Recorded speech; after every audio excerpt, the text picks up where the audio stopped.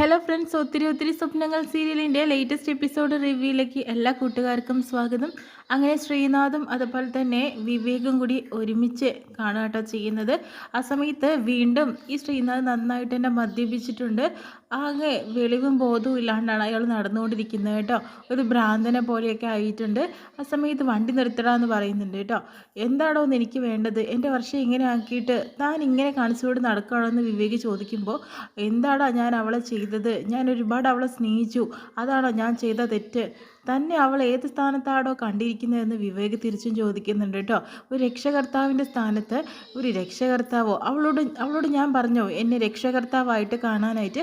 അവൾ സ്വയം ആ തീരുമാനം എടുത്തതാണ്. പക്ഷേ എനിക്ക് അങ്ങനെ അവളെ കാണാൻ സാധിച്ചിട്ടില്ല. അവൾ എൻ്റെ മനസ്സിൽ എന്നും എന്നെ പ്രണയിക്കുന്ന ഒരു പെൺകുട്ടി തന്നെയായിരുന്നു. ആ ഒരു ശ്രീനാഥിനെയാണ് നിനക്ക് ഇന്നലെ കാണാൻ അവിടെ സാധിച്ചത് എന്നൊക്കെ പറയുന്നുണ്ട് കേട്ടോ. തനിക്ക് നാണമില്ലടോ.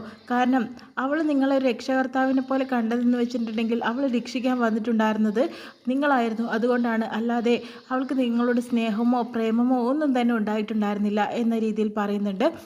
അത് നിനക്ക് തോന്നുന്നതല്ലേടാ. ഞാൻ ആദ്യമായി കണ്ടിട്ടുള്ള പെൺകുട്ടിയാണ് വർഷ. അവളെ ഞാൻ സ്വന്തമാക്കാൻ ഒരുപാട് ആഗ്രഹിക്കുന്നുണ്ട്, ഇപ്പോഴും ആഗ്രഹിക്കുന്നുണ്ട്. എൻ്റെ വർഷയെ നീ കേട്ടോ, നിൻ്റെ വർഷയെ ഞാൻ ഒരിക്കലും നിനക്ക് വിട്ടുതരില്ല. അവളെ എനിക്ക് തന്നെ വേണം എന്ന രീതിയിൽ പറയുന്നു. നിനക്ക് നാണമില്ലടോ. വീണ്ടും വീണ്ടും വിവേക് പറയുന്നുണ്ട് കേട്ടോ. എനിക്ക് എന്തിനു നാണം? ഞാൻ ആഗ്രഹിച്ച ഒരു പെൺകുട്ടിയാണ്. ഇനി നീ മനസ്സിലാക്കിക്കോ, നിൻ്റെയും വർഷയുടെയും വിവാഹം ഒരിക്കലും ഞാൻ നടത്തി തരില്ല എന്ന് പറയുന്നു. അങ്ങനെ വിവേകിന് നല്ല ദേഷ്യം വരുന്നുണ്ട്. മര്യാദയ്ക്ക് പൊക്കോളാനാണ് പറയുന്നത്. എൻ്റെ വർഷയെ നിനക്ക് ഒരിക്കലും കിട്ടില്ല ശ്രീനാഥ് എന്ന് പറയുന്നു. അത് നിനക്ക് തോന്നലാണ്. നിങ്ങളെ വിവാഹം നടന്നിട്ടുണ്ടെങ്കിലല്ലേ ഒരിക്കലും നിങ്ങളുടെ വിവാഹം ഞാൻ നടത്തില്ല എന്ന് വാശിയിലാണ് കേട്ടോ ശ്രീനാഥ്. അങ്ങനെ ദേഷ്യപ്പെട്ടിട്ട് പോകട്ടെ. ഇത്രയും കാലം കണ്ട ഒരു ശ്രീനാഥിനെ അല്ല നമുക്ക് കാണുന്നത്. താനൊരു മുഖം മൂടി വെച്ചിട്ടുള്ളൊരു ചെന്നായിയാണ് കേട്ടോ. കാരണം അവൾ നിൻ്റെ അസുഖം മാറാൻ വേണ്ടി അവൾ ഒത്തിരി ആഗ്രഹിച്ചു. ആ പരേശ്വരിയേട്ടനെയാണ് അവൾക്ക് തിരിച്ചു വേണ്ടത്. അവൾ എന്തൊരു നിഷ്കളങ്കമായാണ് നിങ്ങളെ സ്നേഹിച്ചത്. എന്നിട്ട് നിങ്ങൾ എന്താണ് ഈ ചെയ്തതെന്നൊക്കെ പറഞ്ഞിട്ട് അങ്ങോട്ടും പ്രശ്നങ്ങളുണ്ടാക്കുന്നു. ആ സമയത്ത് നീ വിടടാ, ഞാൻ എന്തായാലും എൻ്റെ വർഷയും കൊണ്ടേ പോവുള്ളൂ. ഇനി നിനക്ക് അവളെ വിട്ടുതരില്ല എന്ന് വാശിയിലാണ് കേട്ടോ. നമുക്ക് കാണാമെന്ന് വിവേകും പറയുന്നുണ്ട് കേട്ടോ. പിന്നീടാണെങ്കിലോ രാഘവൻ വരുന്നുണ്ട് കേട്ടോ. അങ്ങനെ എല്ലാവരും ഐസിയുടെ മുന്നിൽ നിൽക്കുമ്പോൾ എൻ്റെ മോൾക്ക് എന്ത് പറ്റിയെന്ന് പറഞ്ഞ് ഒരു കപട സ്നേഹത്തോടു കൂടി അയാൾ നാടകം ഉണ്ടാക്കാൻ തുടങ്ങി. അയാൾ ഫുൾ വെള്ളം ഒടിച്ചിട്ടാണ് വന്നിരിക്കുന്നത്. എൻ്റെ മോളെ എനിക്ക് കാണണം, എൻ്റെ മോൾ ഇവിടെയാണോ എന്നൊക്കെ ചോദിക്കുന്നു. ആ നേഴ്സ് പറയുന്നുണ്ട്, ഇവിടെ വന്നിട്ട് ബഹളം ഉണ്ടാക്കാൻ പറ്റില്ല എന്ന് പറയുന്നു. നിങ്ങൾക്കത് പറയാം, എൻ്റെ മകളാണ് ഇവിടെ കിടക്കുന്നത് എന്ന് പറയുന്നത്. നിങ്ങളുടെ മകളാണോ ആരോ എന്നറിയില്ല, എന്തായാലും ഇതിനകത്ത് കയറാൻ പറ്റില്ല എന്ന് പറയുന്നു. എൻ്റെ മോൾ എനിക്ക് കണ്ടേ പറ്റുള്ളൂ. ഇത്തിരി വെള്ളം ഒടിച്ച് വന്നത് നിങ്ങളൊക്കെ എന്താ പറയേണ്ടതെന്ന് പറയുന്നു. ആ സമയത്ത് മെഡിസിൻ വാങ്ങാനുള്ള ബില്ല് അവരുടെ കയ്യിൽ കൊടുക്കുന്നു. അവളുടെ അച്ഛനാണെന്നല്ലേ പറഞ്ഞത്, പോയി മെഡിസിൻ മേടിച്ചിട്ടുണ്ട്, വാ, അതൊക്കെ ഇവിടെ കൊടുത്താൽ മതി എന്ന് പറയുന്നുണ്ട്. അങ്ങനെ ശിവയുടെ അടുത്ത് കൊടുക്കുന്നു കേട്ടോ അഞ്ചു. അതിനുശേഷം തന്നെ വീണ്ടും തന്നെ എനിക്ക് രാവിലെ മുതൽ ഒന്നും കഴിച്ചിട്ടില്ല, കഴിക്കാഞ്ഞിട്ട് ഗ്യാസ് കയറിയിട്ടുണ്ട്, എന്തെങ്കിലും കഴിക്കണമെന്ന് പറയുന്നു കേട്ടോ. ആ സമയത്ത് ശിവയാണെങ്കിലോ ഈ ശല്യം ഇവിടെ നിന്ന് ഒഴിഞ്ഞു പോട്ടെ എന്ന് പറഞ്ഞിട്ട് പൈസ എടുത്ത് കൊടുക്കുന്നു 100 രൂപ. ഈ 100 രൂപയ്ക്ക് ഒരു പൈൻറ്റ് പോലും കിട്ടില്ല എന്നുള്ള രീതിയിൽ അയാൾ പറയുന്നു കേട്ടോ. ആ സമയത്ത് എന്താ ഞാൻ പറഞ്ഞത്, അല്ല ഈ 100 കൊണ്ട് ഫുഡൊന്നും കഴിക്കാൻ പറ്റില്ല എന്നാണ് പറഞ്ഞു വരുന്നത്. അങ്ങനെ ശിവ വീണ്ടും പൈസ എടുത്ത് കൊടുക്കുന്നുണ്ട്. അത് എണ്ണൊന്നും വേണ്ട, ഇങ്ങോട്ട് തന്നേക്കെന്ന് പറയുന്നു. ഇത്രയും പൈസ തന്നല്ലേ, മോളുടെ പോക്കറ്റ് വെറുതെ ഇരിക്കേണ്ട, ഈ 100 രൂപയിൽ തന്നെ വെച്ചോന്ന് പറഞ്ഞ് തിരിച്ചും കൊടുക്കുന്നുണ്ട് കേട്ടോ. എന്നാൽ ഞാൻ പോയി കഴിച്ചിട്ട് വരാം എന്ന് പറഞ്ഞിട്ട് അയാൾ പോകുന്നു. എന്താ ശിവ നീ കാണിച്ചു? അയാൾക്ക് പൈസ കൊടുക്കണ്ടായിരുന്നു.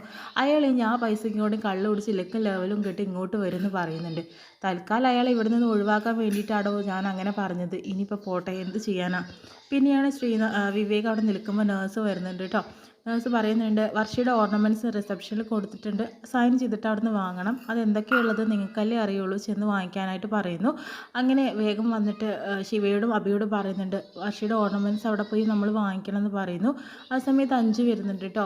ഒരു മെഡിസിൻ ഇവിടെ കിട്ടിയിട്ടില്ല, ബാക്കിയെല്ലാം കിട്ടിയെന്ന് പറയുന്നുണ്ട്, ഇത് പുറത്തുനിന്ന് മേടിക്കണം, ഞാൻ പോയിട്ട് വാങ്ങിയിട്ട് വരാം, പക്ഷേ റിസപ്ഷനിൽ ആദ്യം നമുക്ക് പോവാം, പക്ഷേ ആ ഓർണമെൻറ്റ്സ് ഏതൊക്കെയാണെന്നൊന്നും എനിക്കറിയില്ല എന്ന് വിവേക് പറയുന്നുണ്ട്. ആ സമയത്ത് അഭി പറയുന്നുണ്ട്, അതിപ്പോൾ ഇനി എന്താ ചെയ്യേണ്ടതെന്നുള്ള രീതിയിൽ പറയുന്നു.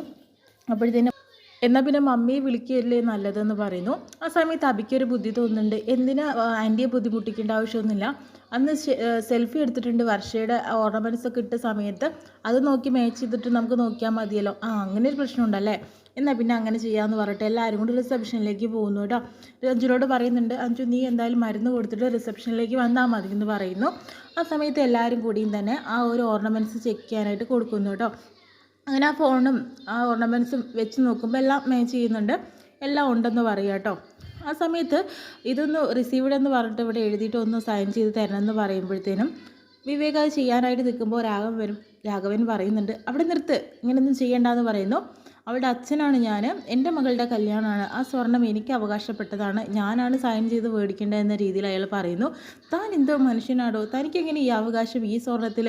ഇത് ആൻറ്റി അവൾക്ക് കൊടുത്തതല്ലേ, ഏത് ആൻറ്റി കൊടുത്താലും എൻ്റെ മകളുടെ സ്വർണ്ണം ആയതുകൊണ്ട് എനിക്ക് അവകാശമുണ്ട്, ഞാനാണ് ഇത് ഒപ്പിട്ട് മേടിക്കേണ്ടത് എന്നുള്ള രീതിയിലാണ് പറയുന്നത്. ഇനിയിപ്പോൾ അപ്പോൾ റിസപ്ഷനിൽ ആ പെൺകുട്ടി പറയുന്നുണ്ട്, നിങ്ങൾക്കിങ്ങനെ തർക്കം ഉണ്ടാകുന്നതാണെങ്കിൽ എന്തായാലും വർഷയുടെ കണ്ണ് തുറക്കട്ടെ, അവൾ പറയട്ടെ ആർക്കാ കൊടുക്കേണ്ടതെന്ന്, അതുവരെ സ്വർണ്ണം ഇവിടെ നിൽക്കട്ടെ, അപ്പോൾ പിന്നെ വർഷ ഒരിക്കലും കണ്ണ് തുറന്നില്ലെങ്കിലോ എന്ന് അയാൾ പറയുന്നു. അങ്ങനെ വിവേകിന് ദേഷ്യം വരുന്നുണ്ട് കേട്ടോ. എന്ത് മനുഷ്യനാണോ നിങ്ങളൊരു അച്ഛനാണോ അവളെങ്ങനെ വിഷമിപ്പിക്കാനായിട്ട്, എന്ത് മനുഷ്യനെ മര്യാദയ്ക്ക് പോടാന്ന് തല്ലാനായിട്ട് നിൽക്കുന്നു. എല്ലാവരും കൂടി വിവേകിനെ തടയുന്നു. വിവേക് ഒന്നും ചെയ്യേണ്ട, ഇങ്ങോട്ട് വായോ എന്ന് പറയുന്നുണ്ട്. ഇയാൾക്ക് വെളിവില്ലാത്തവനാണ്, പിന്നെ ഇങ്ങോട്ട് വായോ എന്ന് പറഞ്ഞിട്ട് എല്ലാവരും കൂടി വിവേകിനെ വിളിച്ചുകൊണ്ട് പോകാം കേട്ടോ. പിന്നീട് കാണിക്കുന്നത് റിസപ്ഷനിൽ ഇരിക്കുന്ന അവരോട് സംസാരിക്കുന്ന കേട്ടോ രാഘവൻ. അതേ, നമുക്കൊരു കൈധാരണയിലെത്താം, വേറൊന്നുമല്ല, ഈ സ്വർണം എനിക്ക് തരികയാണെങ്കിൽ പകുതി നിങ്ങൾക്ക് ഞാൻ തരാം. എന്ത് പറയുന്നു? മര്യാദയ്ക്ക് ഇറങ്ങി പൊയ്ക്കോളാനായിട്ട് പറയുന്നു കേട്ടോ. അവന് കൊടുക്കണ്ടേ, അവൻ വിചാരിക്കുന്ന പോലെ ഒന്നല്ല എന്ന് പറയുന്നു. അതിനുശേഷം തന്നെ വീണ്ടും നഴ്സിൻ്റെ അടുത്ത് നമ്മുടെ വിവേക് മരുന്ന് കൊണ്ടേ കൊടുക്കാനുണ്ടോ, വർഷയ്ക്കുള്ള മരുന്ന് കൊടുക്കുകയാണ്. ആ സമയത്ത് വിഷമത്തോടു കൂടി വിവേക് ഒരു കാര്യം നഴ്സിനോട് ചോദിക്കുന്നുണ്ട്, ഞാൻ വർഷയൊന്ന് കണ്ടോട്ടെ എന്ന് ചോദിക്കുന്നു. ആ സമയത്ത് അതിനെന്താ സർ, ഈ ഡോറിലൂടെ തന്നെ കാണാനായിട്ട് സാധിക്കുള്ളൂ, ഉള്ളിലേക്ക് കയറാൻ പറ്റില്ല, അതുകൊണ്ട് തന്നെ നിങ്ങൾ ഇവിടെ നിന്ന് കണ്ടാൽ മതിയെന്ന് പറയുന്നു കേട്ടോ. അങ്ങനെ വിവേക് ആ മരുന്ന് ആ നഴ്സിന് കൊടുത്തതിന് ശേഷം തന്നെ വർഷയെ കാണാനായിട്ട് ഉള്ളിലേക്ക് പോകുന്നു കേട്ടോ. ഉള്ളിലേക്ക് പറഞ്ഞിട്ടുണ്ടെങ്കിൽ ഗ്ലാസിൻ്റെ അടുത്തേക്ക് പോകുന്നു. അവിടെ നിന്നിട്ട് വർഷയെ നോക്കുന്നുണ്ട് കേട്ടോ. വളരെയധികം സങ്കടത്തോടു കൂടി തന്നെയാണ് വിവേക് വർഷയെ കാണുന്നത്. വർഷയെ കാണുമ്പോൾ വളരെയധികം വിഷമമുണ്ട്. കാരണം അവൾക്ക് ഈ ഗതി വന്നല്ലോ എന്ന് ആലോചിച്ചിട്ട് സങ്കടപ്പെടുകയാണ്. കാരണം ഇത്രയും പ്രശ്നങ്ങൾ ഉണ്ടായി, അവൾ എല്ലാവർക്കും നന്മ മാത്രമേ ചെയ്തിട്ടുള്ളൂ, അവസാനം അവൾക്ക് ഈ ദ്രോഹം മാത്രമാണല്ലോ കിട്ടിയത്. അവൾക്ക് വേണ്ടിയിട്ട് ആ ഒരു കടിപിടി കൂടുകയാണ് ശ്രീനാഥ് എന്നോട്. ഇതെല്ലാം തന്നെ മനസ്സിനകത്തുണ്ട് കേട്ടോ വിവേകിൻ്റെ. പക്ഷേ വർഷമൊന്ന് കണ്ണ് തുറന്നിട്ടില്ല. കണ്ണ് തുറക്കുമ്പോൾ വർഷയ്ക്കുണ്ടാവുന്ന മാറ്റങ്ങളോ എന്തെങ്കിലും, അതും വിഷമം തന്നെയാണ്. കാരണം ഏതെങ്കിലും ഒരു അവയവത്തിന് പ്രശ്നങ്ങളുണ്ടാവോ, അല്ലെങ്കിൽ കോമ സ്റ്റേജിലേക്ക് പോവുമോ, അങ്ങനെ ഓരോരോ പ്രശ്നങ്ങൾ ഡോക്ടർ പറഞ്ഞത് ശേഷം തന്നെ വിവേകിന് വല്ലാത്ത വിഷമമാണ്. കാരണം ഓപ്പറേഷൻ സക്സസ് ആയി എന്നുള്ളത് ശരിയാണ്, പക്ഷേ ഇനി വരുന്ന കാലത്ത് എന്തെങ്കിലും പ്രശ്നങ്ങൾ ഉണ്ടാവുമോ എന്ന് പേടിച്ചിട്ട് നിൽക്കുകയാണ്. പക്ഷേ അതൊന്നും അറിയാതെയാണ് ഇവൾക്ക് വേണ്ടിയിട്ട് ഓരോരുത്തരിങ്ങനെ വെറുതെ ഓരോരോ പ്രശ്നങ്ങൾ ഉണ്ടാക്കാനായിട്ട് നിൽക്കുന്നത്. അതൊക്കെ എല്ലാം ഓർത്ത് നിൽക്കാനായിട്ട് വിവേക്. അവളുടെ ദയനീയ അവസ്ഥ കണ്ടിട്ട് ആർക്കും ഇതുവരെ ദ്രോഹം ചെയ്യാത്ത വർഷയ്ക്ക് ഇങ്ങനെയൊക്കെ സംഭവിച്ചു എന്ന് അറിഞ്ഞിട്ട് വളരെയധികം വിഷമത്തോടു കൂടി അവിടെ നിൽക്കുന്ന വിവേകിനായിട്ടോ നമ്മളിന്ന് കാണുന്നത്. ഇത്രയും കാണിച്ചുകൊണ്ട് ഇന്നത്തെ എപ്പിസോഡ്